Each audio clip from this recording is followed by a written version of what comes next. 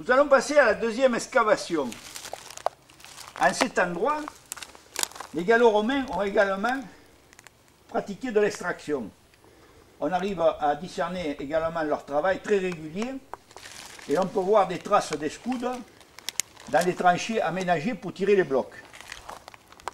Après une première phase d'extraction, on peut s'apercevoir que l'extraction de blocs plus petits que Jean-Claude Bessac a qualifié d'extraction de tradition hellénistique. Ces blocs réguliers carrés furent sûrement tirés à peu de temps près de notre extraction par des gens du village, ce qui est probable. Mais les blocs sont très réguliers, on peut voir les discerner leur forme carrée. En s'avançant un peu plus, bien entendu, on peut voir l'extraction romaine.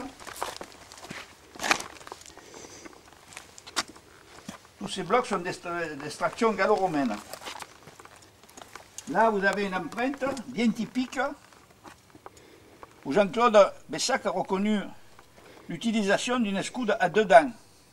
Et les nombreuses traces de coin sont bien évidentes. On les voit très bien. Et très régulière. Typique extraction gallo-romaine. Pour avoir une idée de ce type d'extraction, les carriers effectuaient une tranchée tout le tour du bloc, sur à peu près en plusieurs passes avec leur outil traditionnel. Ils effectuaient une tranchée sur les côtés, dans le fond, et puis par devant, ils faisaient des traces de coin. Et une fois qu'ils avaient préparé leur coin, l'emplacement de l'emboîture de leur coin, ils mettaient des coins en fer et soulageaient le bloc. À cet endroit, on peut voir des traces de coin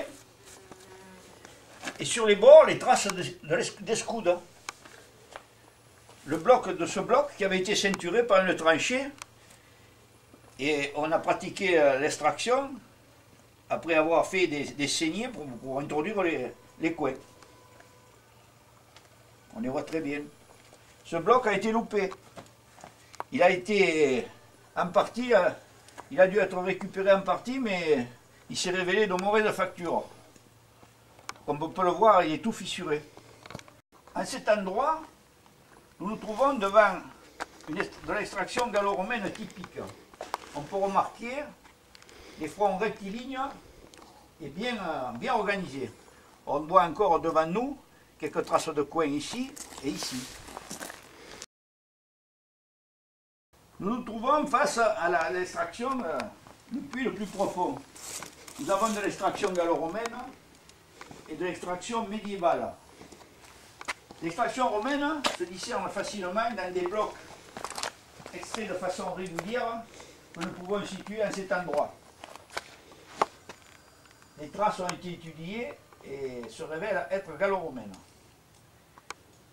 Par la suite, une exploitation a commencé sûrement, on pense que ce fut la dernière, vers le XIVe siècle, 13e, 14e siècle, et on a repris les fonds de la carrière gallo-romaine pour extraire de grosses jarres en pierre, c'est-à-dire des piles, des piles comme on dit chez nous. On peut voir les traces rondes, qui sont vraiment impressionnantes, qui montrent que les récipients étaient quand même très importants. Certains étaient très importants. Par contre, d'autres étaient beaucoup plus petites. De nombreux vestiges de cette époque existent dans le village de Combas. Et ce genre de pile a été reconnu dans de nombreuses maisons. Et il y a même une jarre énorme qui subsiste dans la cave d'une demeure. On se demande d'ailleurs comment il a rentré parce qu'elle est sous la voûte et elle ne passe pas à la porte.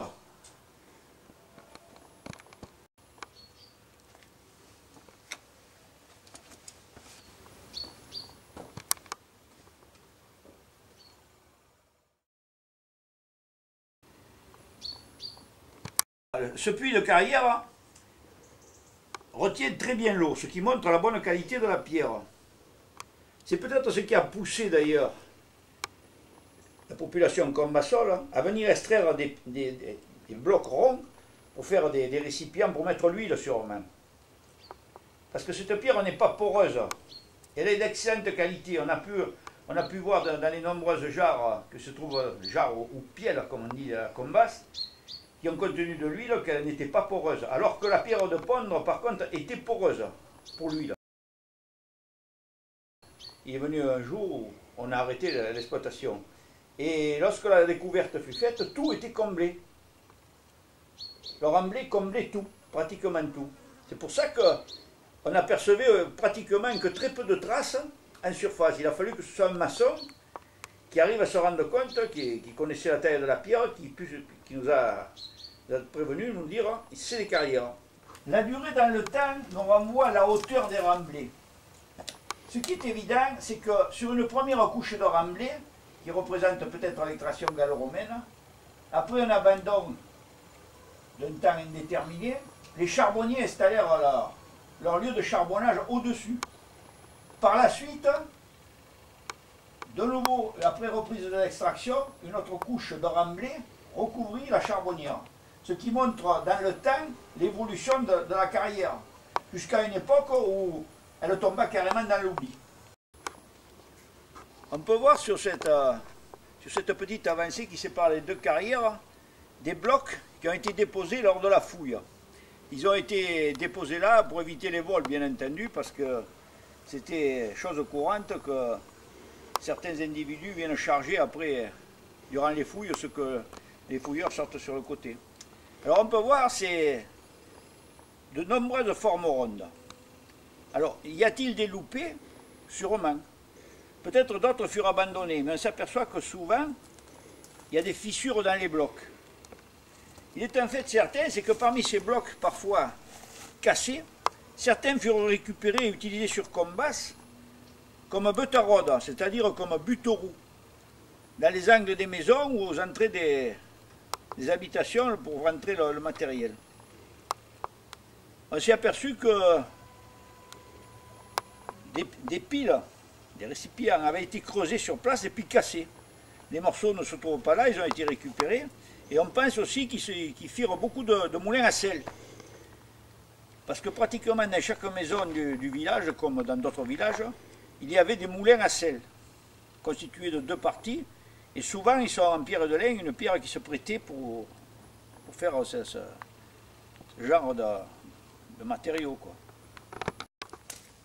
On peut voir dans ces remblais là, qui ont été mis à l'écart, quelques formes vraiment typiques des piles que nous connaissons sur Combasse, quoi. On peut regarder la régularité de ces blocs qui furent extraits sûrement par des gens non professionnels, mais probablement par des agriculteurs du village de Combasse qui, lorsqu'ils en avaient le temps, venaient extraire de la pierre, comme sûrement en d'autres endroits où se trouvent des carrières. Des blocs loupés furent après aussi refendus. Et on pense justement qu'on avait dans l'idée d'en faire des buteaux pour éviter que les roues, les anciennes roues à bandage et à rayon viennent par le bouton abîmer le muraille. On mettait une pierre contre les montants des ouvertures.